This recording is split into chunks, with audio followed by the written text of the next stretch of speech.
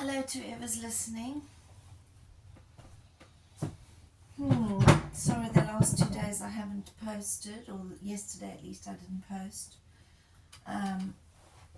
This morning we had a prayer walk stroke cycle stroke bus drive in Guernsey. I decided to do the bus option. Popped on with headphones on with some worship music on, and took a different route to what I'd thought, and then ended up in a very, very noisy place, which kind of overwhelmed me a bit, even with my headphones on.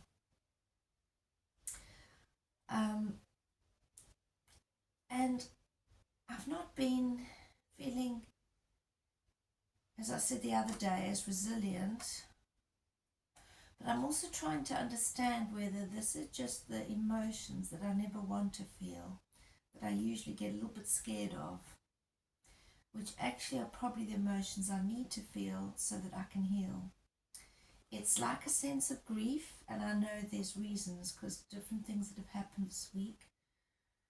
There's a sense of grief. There's also a sense of like an ache and a deep-seated sore feeling.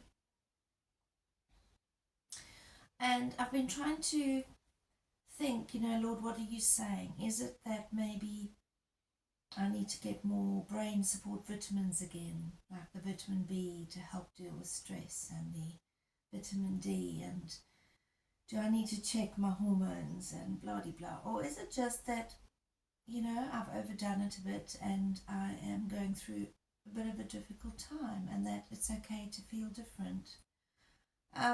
So I looked a little bit today about strongholds as well, because the Bible does talk about spiritual strongholds and also what our fight is against. And I find it interesting that I had this inspiration to post poems, and I kept hearing them waking up, and I was sort of on this flow, and then all of a sudden one thing happened, and then another, and then it was a really bad nightmare that I woke up in tears, just really anxious about, and then another thing and another, just over the week.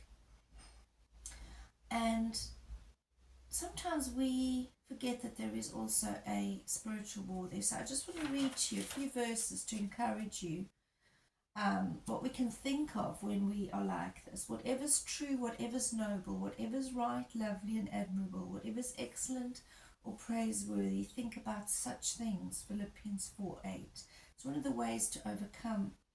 Romans 12:2 says, do not conform to the pattern of this world, but be transformed by the renewing of your mind. Then you will be able to test and approve what God's will is, his good, pleasing, and perfect will. And then in 1 Peter 5:8 it says, be alert and of sober mind. Your enemy, the devil, prowls around like a roaring lion, looking for someone to devour. And he knows just how to get us. And he sees if we're on a roll for the Lord, or if we're going in the right direction, and he tries to break us down. James 4:7 says, submit yourselves then to God, resist the devil, and he will flee from you. We also look at Ephesians 6 verse 12, which says, for our struggle is not against flesh and blood, but against the rulers, against the authorities, against the powers of this dark world, and against the spiritual forces of evil in the heavenly realms. 2 Corinthians 10:4, the weapons we fight with are not weapons of this world.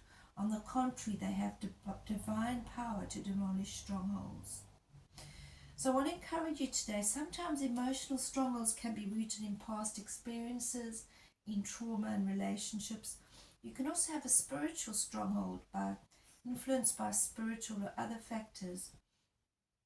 And it's good to identify our patterns of thoughts, our behaviors and emotions, and then I journal them and I ask the Lord for guidance. And I really think that sometimes we overanalyze and we think it's something we've done wrong or something lacking in our body, and all these things are good to look at.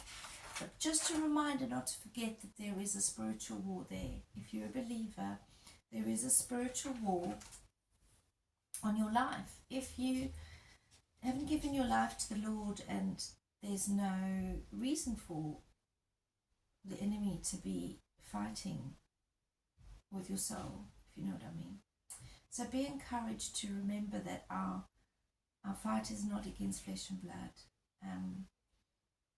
and resist the devil and he will flee from you. I hope that when we speak again, I can tell you how the Lord has helped to lead me as I sit on Abba's knee to get to a stronger place. But sometimes we've just got to faith it when we don't feel it. So God bless you. I hope this helps. Goodbye.